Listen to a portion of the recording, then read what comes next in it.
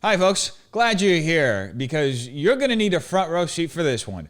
See, we're living through the great American gaslight where up is down, failure is leadership, and the media thinks its job is to keep us blissfully stupid. It's 2025 and somehow the people who spent years lecturing us about truth are now screaming at the top of their lungs that none of this is their fault. They were just innocent bystanders at the crime scene they helped set up. Today's first liberal meltdown features MSDNC's Chuck Todd, who's so busy deflecting blame, he might as well be trying out for the Cirque du Soleil.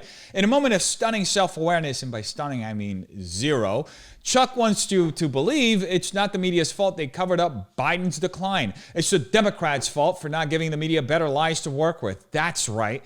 The problem isn't the propaganda Chuck and his buddies helped spin, it's the sloppy product. Welcome to the self-immolation of American journalism, folks, where the only thing more broken than the news is the people delivering it.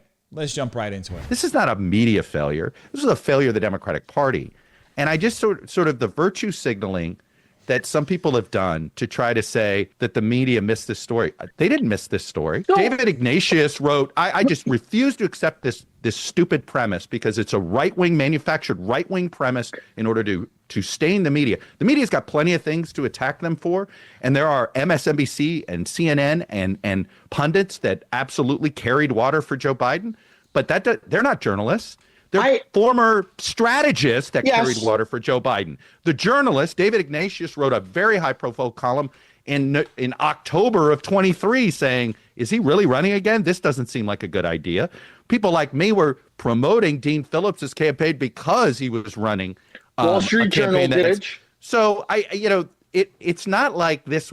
This isn't WMDs, where the White House worked with the mainstream media to manufacture a story that did not exist. That was a press failure, massive press failure. This was not that failure. This is an attempt by some to virtue signal, and it's this horrible sort of pitting different news organizations against each other, when ultimately the people at fault are Chuck Schumer, Nancy Pelosi, Jill Biden, Joe Biden, Kamala Harris, every elected member of Congress. Ha!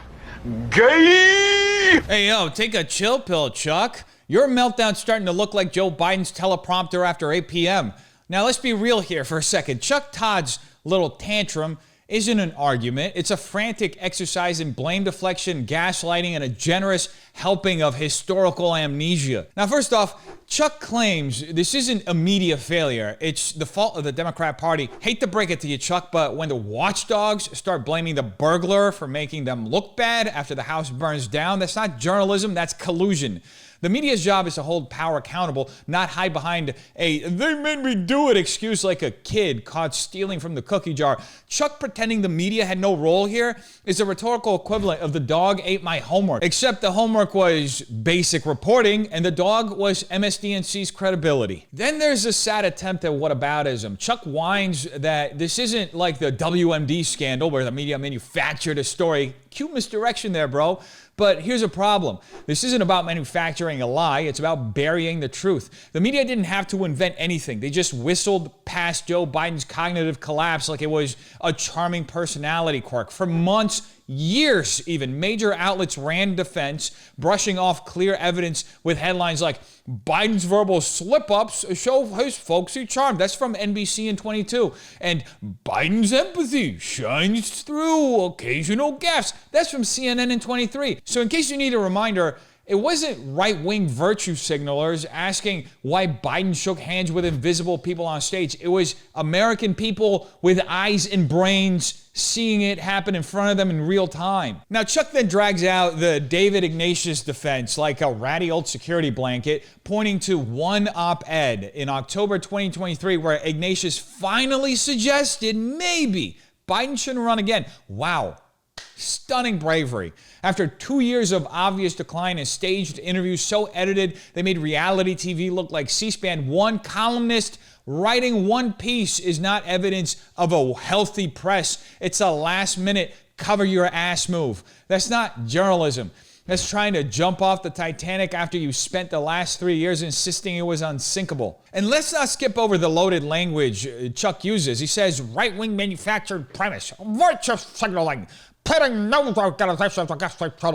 This is a classic poisoning of the well, labeling any criticism from the right as inherently dishonest so he doesn't have to engage with the facts. It's lazy, cheap, and it's a textbook way to shield your side from any sort of accountability. Finally, Chuck has the gall to blame Chuck Schumer, Nancy Pelosi, Joe Biden, Kamala Harris, and every elected Democrat under the sun, anyone but himself and his pals on the press. Now look, I'm not opposed to going in on the Democrats. I love doing that myself. But what's missing here is a basic admission of professional failure. Even if Democrat insiders pressure the media, real journalists, the one Chuck insists still exist, are supposed to resist that pressure and not act like PR flacks wearing press badges. Now here's the truth Chuck doesn't want you to hear. The media didn't miss the story. They suppressed it. They ridiculed those who raised questions. They ran interference for a man clearly unfit for office. And now, like a bad magician, they're trying to distract you with one hand while hiding the rabbit carcass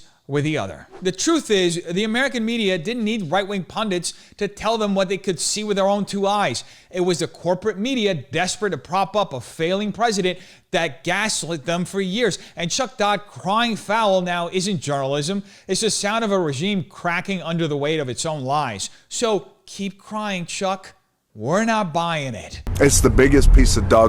And speaking of refunds, Democrats should really get one on this new strategy that they're rolling out, which they had their congressman from Michigan, Shri Thanadar, roll out to the world. This is Congressman Shri Thanadar.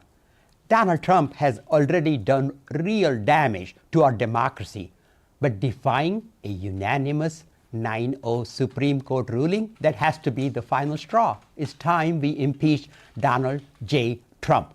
The court said the wrongfully deported Kilmer Garcia must be allowed to return and receive due process. Trump ignored it. He ignored the Constitution. He ignored the very checks and balances that keep our democracy intact. This isn't an isolated incident. It's part of a dangerous, deliberate pattern.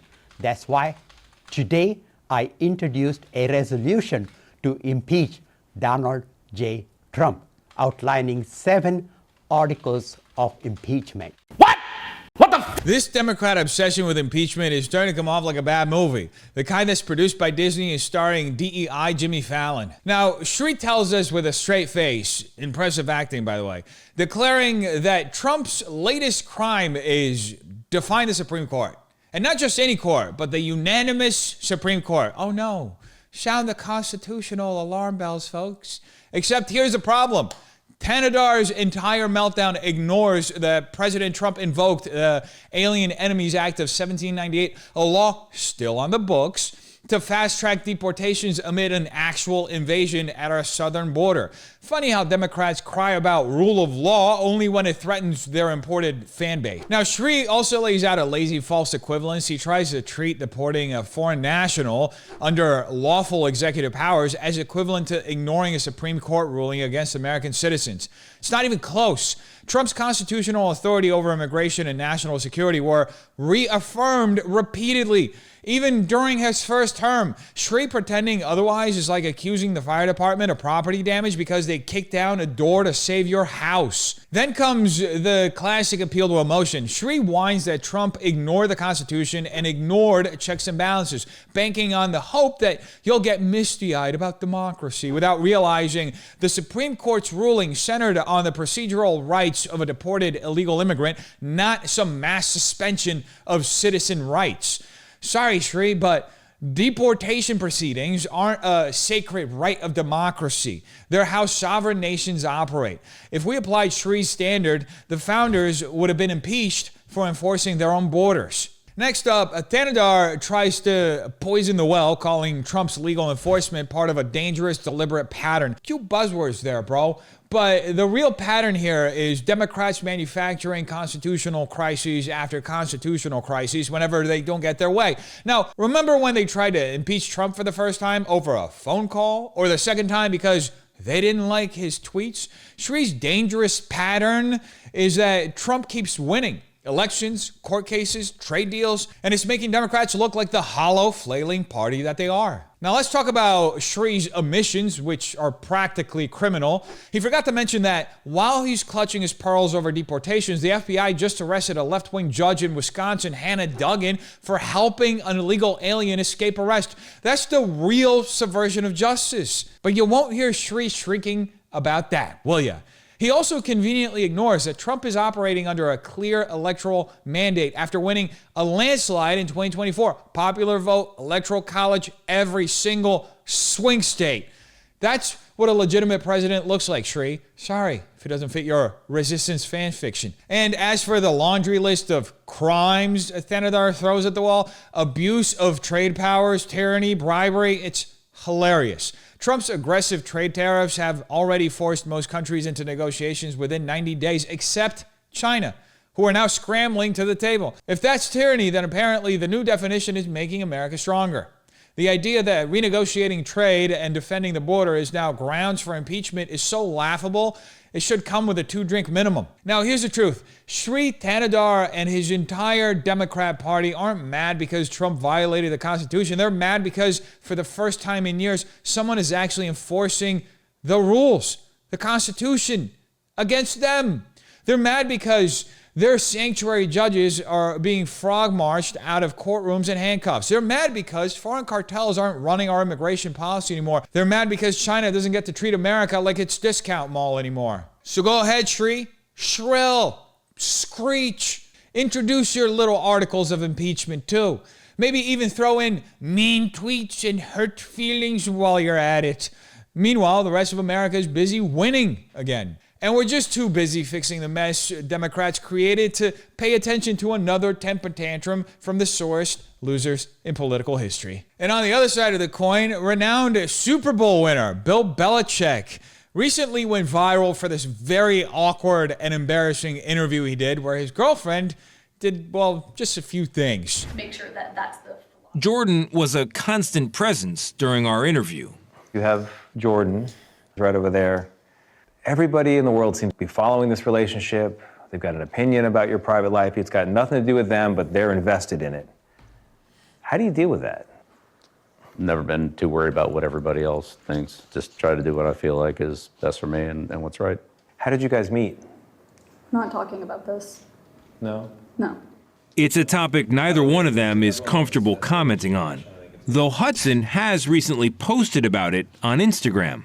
You joined InstaFace, as you put it. I love that. There's some great pictures of you and Jordan, where you're a fisherman and she's a mermaid. It's charming. It's a different side of you.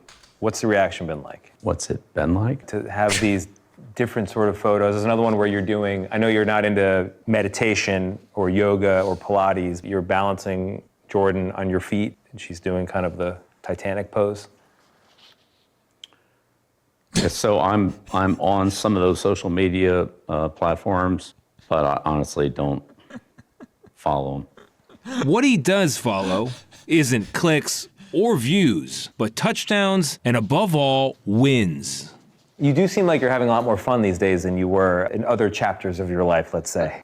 I enjoy football. I enjoy the whole process of it. It's hard to win, and it's hard to beat other good coaches, good teams. I appreciate the grind. I appreciate the competition. But coaching's fun, and honestly, I feel like I haven't worked a day in my life. Women. That was one of the most awkward and embarrassing displays I have ever seen. Imagine being Bill Belichick, world-renowned football coach, winner of 6 Super Bowls, architect of one of the most dominant dynasties in sports history, and getting publicly muzzled mid-interview by your 20-something girlfriend like you're some washed-up D-list celebrity begging TMZ for relevance. It's almost poetic. From the hoodie of death to the henpecked of Instaface. How the mighty have fumbled. Now here you have a man who used to stare down NFL legends without blinking, and now he can't get through a softball CBS interview without Jordan Hudson, his 24-year-old girlfriend, leaping in from across the room like a dollar store PR agent. "We're not talking about this," she barks, right in front of the cameras, right in front of the entire country and the world. Bill doesn't even push back. He just shrugs and caves like a man who knows the new head coach of his life isn't wearing a headset. She's just posting thirst traps on Instagram. And let's not gloss over the irony here. The entire segment practically rolled out of the red carpet for them to polish up the image. The interviewer practically spoon-fed Belichick compliments, calling his Instagram posts with Jordan charming, joking about him calling it Instaface, gushing over his yoga pose like he's a lovable grandpa discovering TikTok. And still, despite every opportunity to steer this into a feel-good redemption story of some sort, they couldn't even fake functional for 5 minutes. Now let's dig into the rhetorical disaster Hudson unleashed. Cutting off a question about how they met isn't just rude, it's an unforced error that invites more speculation. It's a classic Streisand effect. Had she just let Bill mumble about vague platitudes, we met through friends, or we bumped into each other, whatever, the world would have just moved on and completely ignore this moment. Instead, by dramatically stomping all over the interview like a toddler who missed nap time, she turned a nothing burger into a full-blown PR grease fire. But here's a bigger question. Hudson's constant interruptions expose just how much this relationship and Belichick's cringy public rebranding isn't being driven by the man himself. It's being managed, curated, and awkwardly enforced by a woman who was born after Tom Brady was drafted. You think Bill Belichick, who once snubbed NFL Network for daring to ask a second question about his defense, would have tolerated this? No. This is what happens when a guy who built his life on discipline lets a TikTok relationship coach run the 2-minute drill. He's pussy whipped. Now, the CBS interviewer even tried to save them, pivoting to questions about how Belichick is having more fun and posting different sides of himself. But by that point, the damage was already done. You can put lipstick on a train wreck, but it's still derailing on national television. Bill's answer, mumbling about how he doesn't even follow his own social media, was the final Hail Mary into the stands. Translation, I have no clue what's happening, and I've given up trying. The sad truth is, this interview was a perfect snapshot of where Belichick is today. A legend who conquered everything on the field, only to fumble away his off-field legacy playing yesteryear to a girlfriend young enough to call Adam Vinatieri retro.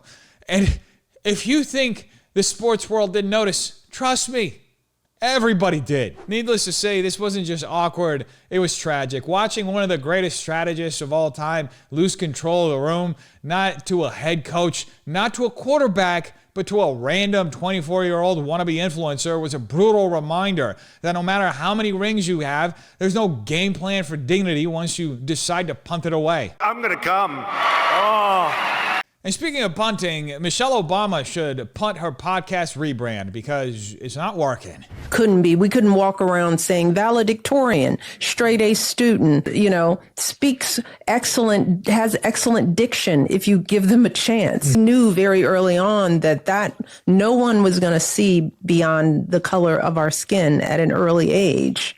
And that could get you in trouble. Yeah. I mean, when you talk about that fear, I'm sure that fear has been tested across your life in so many different places. And I wonder, what would you say has been the most hardest recent test of that fear? Because it's not one of those fears that you kind of get over and it just goes away.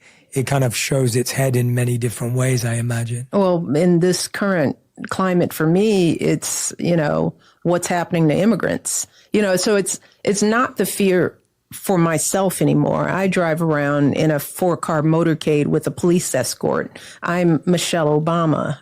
I do still worry about my daughters in the world, even though they are somewhat recognizable. So my fears are for what I know is happening out there in streets all over the city. And now that we have leadership that is sort of indiscriminately determining who belongs and who doesn't, and we know that those decisions aren't being made with courts and with due process, and, that it's being made like this cop that pulled my brother over when he was 12.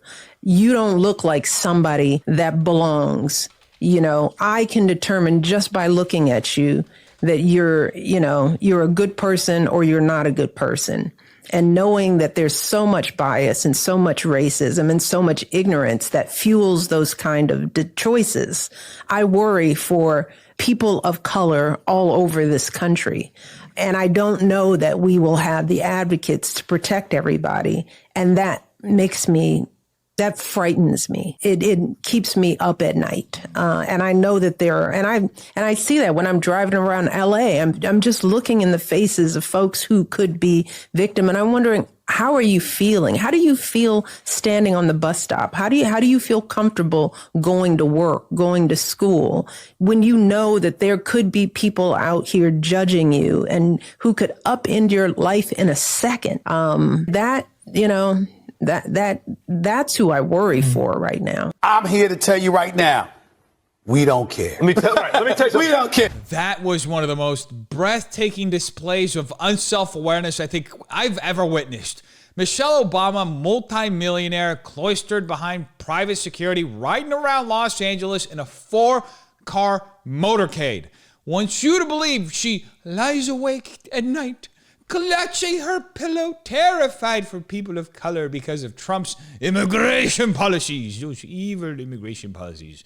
The same Michelle Obama, whose husband, Barack Obama, was nicknamed Deporter-in-Chief, oversaw the deportation of over 3 million people during his time in office, the most of any president in American history. But sure, Michelle, tell us again about how this newfound fear only kicked in when Trump entered office. If you're a criminal, you'll be deported. If you plan to enter the U.S. illegally, your chances of getting caught and sent back just went up. The actions I'm taking are not only lawful, they're the kinds of actions taken by every single Republican president and every single Democratic president for the past half century. This is pure rhetorical smoke and mirrors she's playing here. No more, no less. First, she leans hard into this weird emotional manipulation, painting herself as a trembling bystander, looking in the faces of everyday people at the bus stop, as if she's some detached angel weeping for the masses. Never mind that she lives in multi-million-dollar estates from Martha's Vineyard to Beverly Hills, separated from the very people she claims to worry about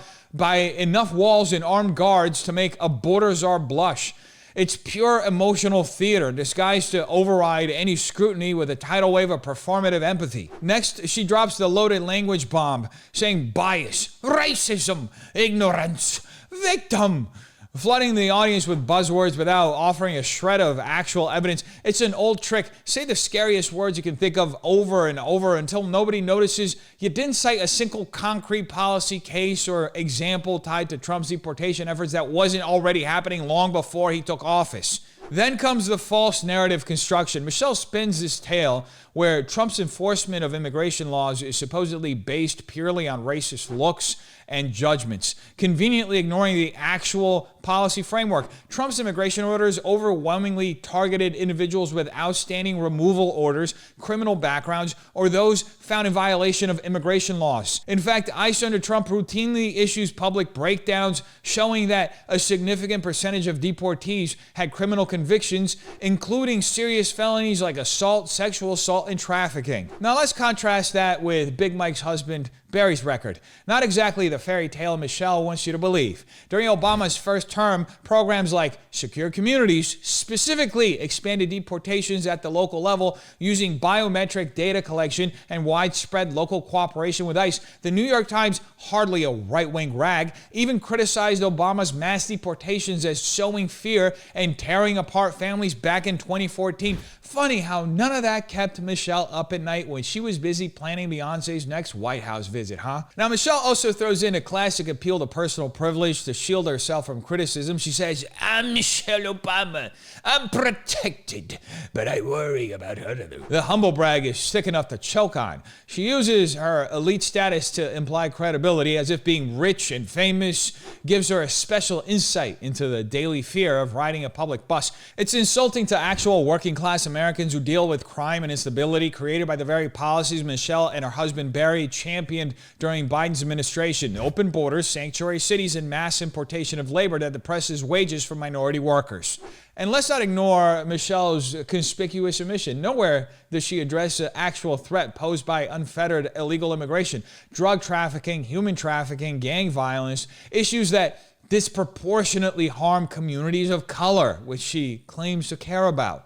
Go look at border towns ravaged by cartels. Go ask angel families, people of all races, who lost loved ones because sanctuary policies put violent criminals back on the street. But no, in Michelle's fairy tale land, and the only danger is someone looking at you wrong at the bus stop. Now here's the cold truth. Michelle Obama's entire performance is a desperate attempt to rewrite history, to paint herself and her party as victims while erasing the brutal reality that they built, the very deportation machine they now pretend to oppose. Trump didn't invent immigration enforcement. He just refused to apologize for doing what the law demands. The Obamas spent 8 years pretending to be moderates while quietly deporting millions and destabilizing border communities. And now Michelle wants you to believe she's Joan of Arc of illegal immigrants, bravely tossing and turning in her Beverly Hills mansion while America burns. So save it. No one's buying the bedtime story, just like they're not buying your podcast. So put it to rest. At some point, we all have to ask ourselves, how much longer are we willing to let power dress itself up in the language of victimhood? How many times will we watch elites sell fear from behind gated estates, pretending to share the struggles they actively worsen? If someone who helped build the very system they now decry can stand before you and weep crocodile tears without consequence, what does that say about the narratives we're fed every day? It's easy to be moved by polished speeches and emotional appeals, but at what cost to the truth? Maybe it's time we stop letting outrage be dictated by the same people who created the problems they now pretend to mourn. Maybe it's time we look past the theater and ask, who benefits when we believe the performance, and who suffers when we don't? You tell me what you think in the comments down below. Have a terrific day. Peace.